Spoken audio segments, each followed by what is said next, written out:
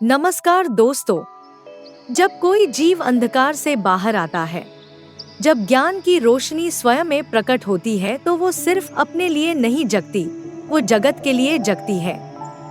सिद्धार्थ अब बुद्ध बन चुके थे, लेकिन अब उनका लक्ष्य था दूसरों को भी उस राह पर चलाना जो उन्होंने स्वयं खोजी थी।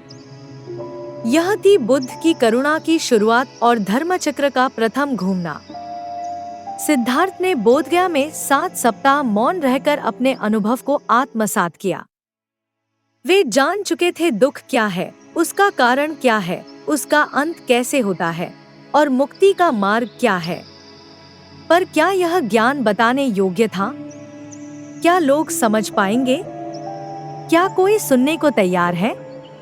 कहा जाता है कि स्वयं ब्रह्मा देव बुद्ध के पास आए। हे तथागत, कुछ हृदय ऐसे हैं जो थोड़ी धूल से ढके हैं, वे आपके संदेश को समझ सकते हैं। कृपया उन्हें मार्ग दिखाइए। और तब बुद्ध ने तय किया, अब समय है धर्मचक्र को चलाने का। बुद्ध चल पड़े सारनाथ की ओर, जहां उनके पुराने 5 साथी, 5 भिक्षु तपस्या कर रहे थे। वे वही 5 साधक थे जिन्होंने सिद्धार्थ को तपस्या में साथ दिया था, पर जब सिद्धार्थ ने मध्यम मार्ग अपनाया तो उन्होंने उन्हें छोड़ दिया था। लेकिन अब बुद्ध उन्हें वह सच्चा मार्ग दिखाना चाहते थे जो दुख से मुक्ति की ओर जाता है। बुद्ध जब सारनाथ पहुंचे तो 5 भिक्षु उन्हें दूर से ही देख रहे थे। देखो, वह सिद्धार्थ है। अब तो वह भोगी बन गया है, हम उससे बात नहीं करेंगे। लेकिन जब बुद्ध उनके समीप आए, उनकी आंखों में तेज था, उनके चेहरे पर शांति थी। जैसे ही उन्होंने तथागत को देखा, वे स्वतः उठ खड़े हुए। पुरानी बातें भूलकर उन्होंने बुद्ध को आदर से बैठाया। यहाँ मृगदाव, सारनाथ में बुद्ध ने दिया अपना प्रथम उपदेश।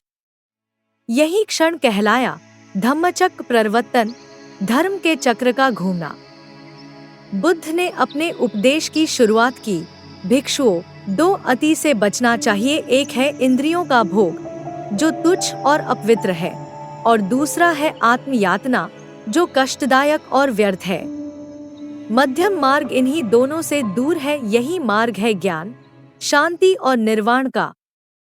फिर उन्होंने बताया 4 दोहक है जीवन में, जन्म, मृत्यु, रोग, बिछोह, इच्छा, सब दुख है। दोहक का कारण तृष्णा है, इच्छाएं, मोह और अपेक्षाएं। दोहक का अंत संभव है। जब तृष्णा का अंत होता है, दुख का भी अंत होता है। मुक्ति का मार्ग है, यह है अष्टांगिक मार्ग। बुद्ध ने समझाया, मुक्ति का मार्ग है 8 अंगों वाला सम्यक दृष्टि, सही दृष्टिकोण, सम्यक संकल्प, सही नियत, सम्यक वाणी, सत्य और मधुर बोल, सम्यक कर्म, हिंसा और पाप से दूर, सम्यक आजीविका, धर्ममय जीवन, सम्यक प्रयास, मन को विकारों से बचाना, सम्यक स्मृति, सजगता, सम्यक समाधि, ध्यान और एकाग्रता। यह उपदेश केवल शब्द नहीं था, यह एक जीवन पथ था। बुद्ध ने धर्म को व्यवहार में लाने का मार्ग बताया, न केवल सोचने बल्कि जीने का। जब 5 भिक्षुओं ने इस उपदेश को सुना, उनका भ्रम टूटा, उनका हृदय शांत हुआ।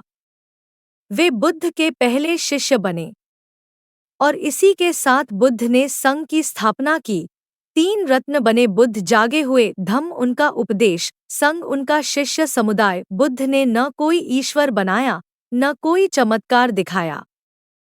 उन्होंने केवल प्रयोग और अनुभव की बात की। आओ, देखो, प्रयोग करो, फिर मानो। अंधश्रद्धा से नहीं, अनुभव से समझो। उनका उपदेश हर जाति, वर्ग और आयु के लिए था। वे राजा को भी सिखाते थे और भिक्षुक को भी गले लगाते थे। यह पहला उपदेश आज भी सार्थक है, जब संसार में द्वेष, मोह और अशांति है। बुद्ध का यह मध्यम मार्ग, यह 4 आर्य सत्य आज भी हमें भीतर की यात्रा पर बुलाते हैं।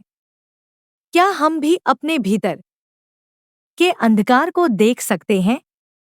क्या हम भी उस चक्र को चला सकते हैं जो दुख से मुक्ति की ओर ले जाए। अगर बुद्ध का यह पहला उपदेश आपको गहराई से छू गया हो तो इस वीडियो को लाइक करें, शेयर करें और कमेंट में लिखें, मैं धर्मचक्र को आगे बढ़ाऊंगा। चैनल को सब्सक्राइब करें। अगली कड़ी में हम जानेंगे बुद्ध का सम्राट अशोक से मिलन और उसका परिवर्तन। धन्यवाद।